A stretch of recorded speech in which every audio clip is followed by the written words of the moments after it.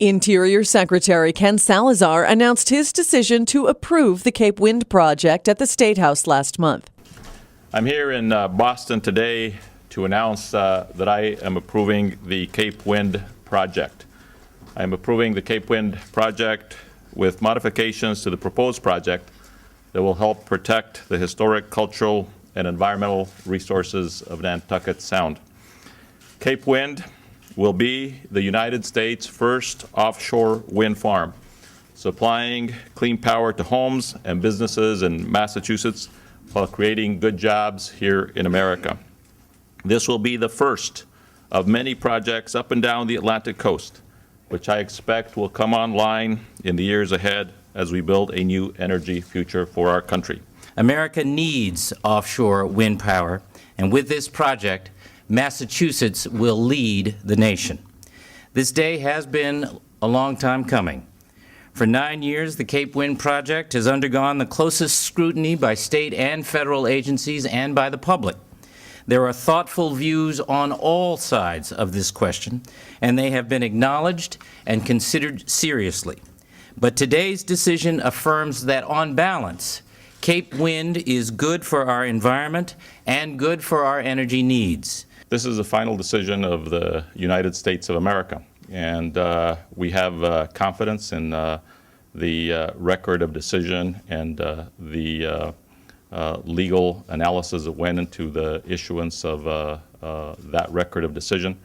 So we are very confident that we'll be able to uphold the decision against legal challenges that may be filed. Following Salazar's press conference, Audra Parker of the Alliance to Protect Nantucket Sound vowed immediate legal action. There's been multiple violations of the law, including the National Historic Preservation Act, the National Environmental Policy Act, the Endangered Species Act, the Outer Continental Shelf Lands Act, numerous violations, numerous parties, and this project will definitely go to court. Cape Wind CEO Jim Gordon expressed his pleasure with the decision at a press conference at the Park Plaza Hotel. Good afternoon, and thank you for coming today. Today's decision by Secretary of the Interior Ken Salazar approving Cape Wind launches the American offshore wind industry. It now allows us to harness an abundant and inexhaustible resource for greater energy independence, green energy jobs, and a healthier environment. A lot of people made this day possible, and this is a great day not only for the Commonwealth of Massachusetts, but also our nation. Without the steadfast support of environmental, labor, health, trade organizations, and consumer advocates, we wouldn't have been able to see this day. So I also want to express our appreciation to Governor Deval Patrick for his support, leadership, and vision in wanting Massachusetts to become a global leader in offshore renewables and the clean energy economy. Just your initial thoughts, reactions when you heard that the wind farm did get approval from Secretary Salazar?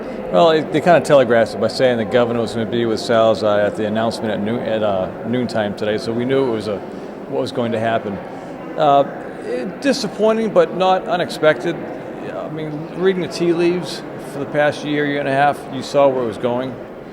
A little concerned with when Salazar was talking about the rates, and there would be cost savings. The governor mentioned the same thing. You know, we're hearing quite the contrary. Wherever rates have been tried to set, they've been through the roof.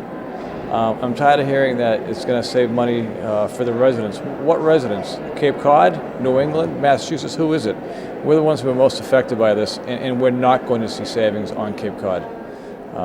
They mentioned the process was 9 years, and that it shouldn't take this long for future endeavors. Well, it shouldn't, because we put the cart before the horse this go-round. We should have had set guidelines from 8-9 years ago.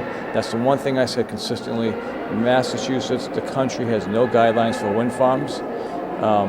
So before we do anything, we should set the guidelines. We didn't. We gave them a free pass, Cape Wind, and now everyone's going to have to learn from what Cape Wind has done for the rest of our nation. And that's just going about it backwards. My major disappointment is that nobody has stepped forward. Senator Kerry did not step forward, and he's had years to step forward to file legislation. Senator Kennedy tried to work it through the back rooms, which I applaud, Senator Kennedy and his office for what they did.